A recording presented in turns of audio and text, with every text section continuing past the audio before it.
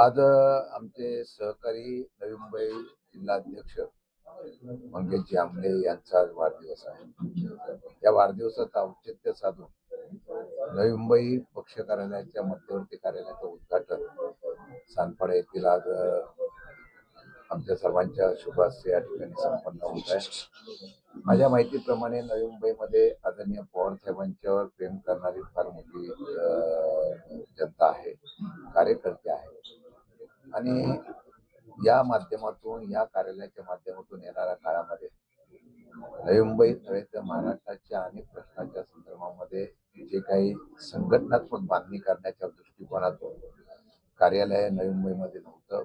पूर्वी 17 सेक्टरला होतं, परंतु कालांतराने ते कार्यालय परत जागा हस्तांतरित करण्यामुळे आज अध्यक्ष झाल्यानंतर या कार्यालयाची सुरुवात करायची अशी इच्छा मंगेशजी आमले यांनी व्यक्त केल्यानंतर आज मध्यवर्ती कार्यालय सानपाड्याला सुरू करतोय। मला वाटतं इथं आल्यानंतर जनतेचे, लोकांचे आणि स्थानिक प्रश्नाला सुद्धा प्राधान्य देऊन तिथून न्याय मिळवून देण्याचा प्रयत्न केला जाईल। न्याय मिळाला नाही तर त्यासाठी आवाज उठवण्याचा प्रयत्न या कार्यालयातून केला जाईल। एक उच्च शिक्षित अशा प्रकारचे आमचे सहकारी आहेत, अध्यक्ष आहेत। मला वाटतं की आदरणीय पवार साहेबांचा आज सहकुटुंब राहून त्यांनी आशीर्वाद सुद्धा घेतलेला आहे। भविष्य काळामध्ये एक चांगला सहकारी, चांगल्या सुसंस्कृत विचाराचा सहकारी नवी मुंबईमध्ये एक लोकसेवा करतोय, पक्षाचे कार्य करतोय। मला वाटतं चांगल्या कार्यकर्ते आज राजकारणामध्ये या ठिकाणी काम करत असताना त्यांना पाठबळ मिळणं गरजेचं आहे। भविष्य काळामध्ये त्यांच्या सगळ्या अपेक्षा पूर्ण अशा माझ्या सदिच्छा। आज माझा वाढदिवस आणि या वाढदिवसानिमित्त मी ज्या पक्षामध्ये काम करतोय, राष्ट्रवादी काँग्रेस पक्ष, शरदचंद्र पवार या पक्षाच्या वतीने पूर्ण नवी मुंबई जिल्ह्यामध्ये जवळपास 16 ते 17 कार्यक्रम आयोजित करण्यात आलेले आहेत।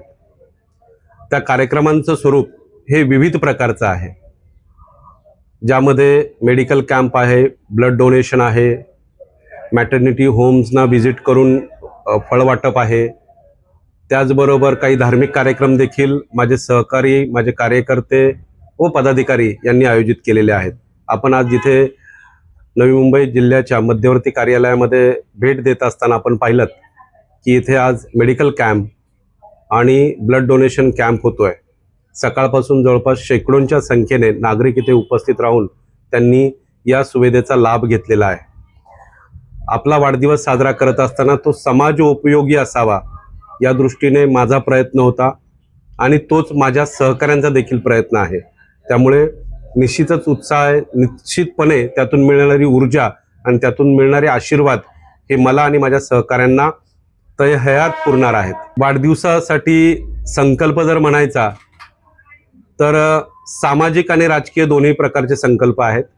सामाजिक संकल्पामध्ये हा देश जो आहे तो कॉन्स्टिट्यूशनने, लोकशाही पद्धतीने चालला पाहिजे अशी अपेक्षा व्यक्त केलेली आहे आणि परमेश्वराकडे ते मागणं मागितलेलं आहे।